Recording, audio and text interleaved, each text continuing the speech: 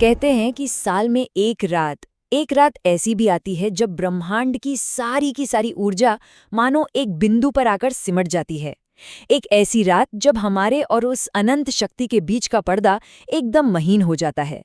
और हाँ, वो रात है महाशिवरात्रि। पर यह सिर्फ एक त्योहार नहीं है, बिल्कुल नहीं। ये तो एक कॉस्मिक मौका है। तो चलिए आज इसी रहस्य के तारों को मिलकर सुलझाते हैं। और यही सवाल असल में इस पूरी बातचीत का सेंटर पॉइंट है कि आखिर ऐसा क्या है इस एक रात में। क्या इसका राज उन हजारों साल पुरानी कहानियों में छिपा है, या फिर वो जो पूजा पाठ जो रस्में आज भी हम निभाते हैं उनमें है, या हो सकता है कि इसका जवाब ऊपर सितारों की चाल में कहीं लिखा हो। चलिए पता लगाते हैं।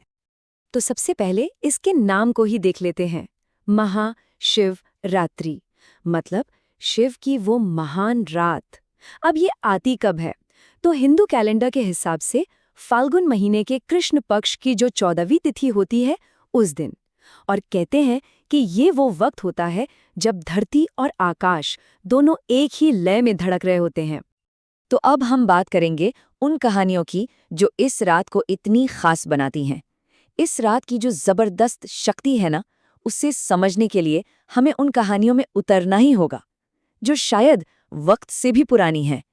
और एक बात याद रखिएगा, ये सिर्फ कहानियां नहीं हैं, बल्कि ये तो ब्रह्मांड के बड़े बड़े सच की तरफ इशारे हैं। तो जो सबसे मशहूर कहानी है वो है शिव और पार्वती के विवाह की। लेकिन ये कोई आम शादी नहीं थी। इसे ऐसे समझिए, ये चेतना यानी कि शिव और प्रकृति की ऊर्जा यानी कि शक्ति, इन दोनों के मिलन का जश्न है। और पता है, वो बैलेंस जिससे ये पूरी की पूरी दुनिया, पूरी सृष्टि चलती है, वो इसी मिलन से तो पैदा होता है।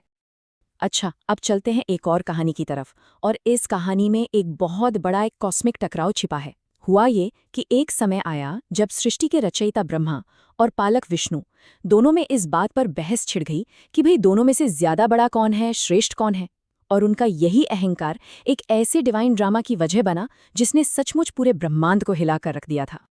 तो इसी बहस को, इसी टकराव को खत्म करने के लिए शिव ने अपना असली रूप दिखाया।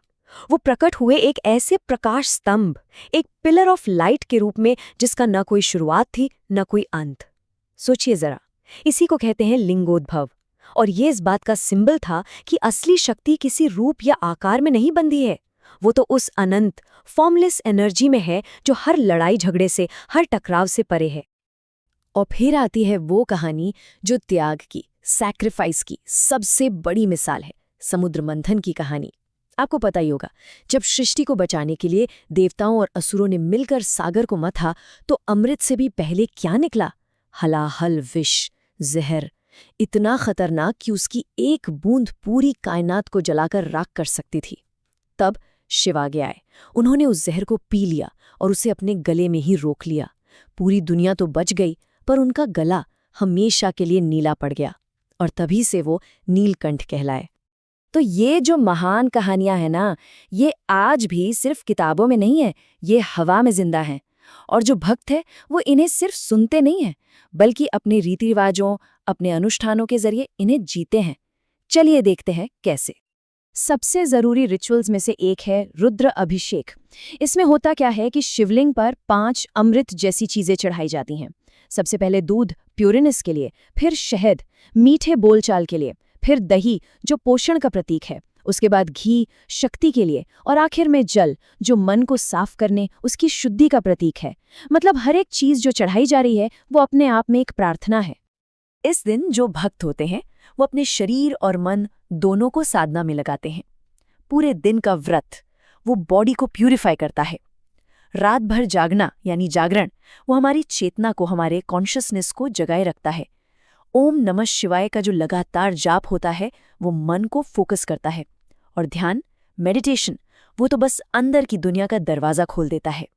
लेकिन रुकिए, महाशिवरात्रि का राज सिर्फ इन कहानियों और पूजा पाठ तक ही खत्म नहीं होता। नहीं, इसके पीछे एक बहुत ही गहरा एस्ट्रोनॉमिकल और एस्ट्रोलॉजिकल साइंस भी है। एक ऐसा विज्ञान जो इस रात को वाकई में एक्स्ट्रा ऑर्डिनरी बनाता है। तो देखिए, ज्योतिष के हिसाब से होता क्या है, इस रात को सूरज नदन हेमिस्फीयर में एक खास पोजीशन में होता है और चांद की रोशनी या कहें उसकी कलाएं बहुत कम होती हैं। अब इस प्लैनेटरी अलाइनमेंट की वजह से धरती पर चांद का जो खिंचाव होता है, जो उसकी एनर्जी होती है, वो सबसे कम लेवल पर होती है। और पता है ये बात इतनी इंटरेस्टिंग क्यों है? क्योंकि चांद का सीधा कनेक्शन हमारे मन से माना गया है। तो जब चांद का खिंचाव कम है तो हमारे मन की लहरें वो भी शांत हो जाती हैं। बाहर की दुनिया का शोरगुल कम हो जाता है और अपने अंदर झांकना, ध्यान लगाना, ये सब कहीं ज्यादा आसान हो जाता है। ऐसा लगता है जैसे कुदरत खुद ही हमें एक माहौल दे रही है कि भाई थोड़ा अंदर की तरफ देखो। तो ये जो रात भर जागने की बात है ना, वो ऐसे ही नहीं है। पूरी रात को प्रहर में बांटा गया है, मतलब 3-3 घंटे के 4 हिस्से। और हर प्रहर का अपना एक खास स्पिरिचुअल मकसद है। जैसे पहला प्रहर है पूजा पाठ और धर्म के लिए, दूसरा प्रहर है अपनी मुश्किलों को, बाधाओं को दूर करने की प्रार्थना के लिए, तीसरा है धन और इच्छाओं के लिए, और जो आखिरी चौथा प्रहर है वो है मोक्ष के लिए, यानी कि लिबरेशन के लिए।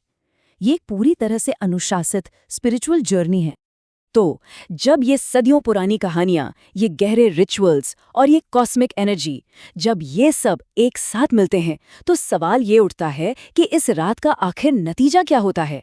ये रात इतनी ट्रांसफॉर्मेटिव, इतनी परिवर्तनकारी क्यों मानी जाती है? शास्त्रों में एक बड़ी कमाल की बात लिखी है। कहते हैं कि इस एक रात में जो भी साधना की जाती है ना, उसका फल किसी भी और समय की गई साधना से हजारों गुना ज्यादा मिलता है। सोचिए, ये दिखाता है कि इस रात की एनर्जी डेंसिटी कितनी ज्यादा होती है।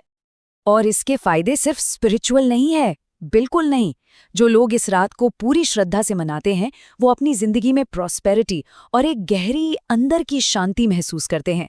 साइंटिफिकली भी देखें तो फास्टिंग और मेडिटेशन से स्ट्रेस कम होता ही है, जिससे बॉडी और माइंड का बैलेंस बेहतर होता है। और तो और ये तक माना जाता है कि ये कुंडली के जो बुरे ग्रह हैं, उनके असर को भी कम करने में मदद करता है। तो आखिर में एक सवाल बचता है, क्या महाशिवरात्रि का असली मिलन सिर्फ ऊपर आसमान के सितारों का है, या फिर ये हमारे ही अंदर मौजूद शिव यानी हमारी चेतना और शक्ति यानी हमारी ऊर्जा, इन दोनों के मिलने का एक सुनहरा मौका है? शायद सबसे बड़ा ब्रह्मांड तो हमारे भीतर ही है ना? इस पर सोचिएगा जरूर।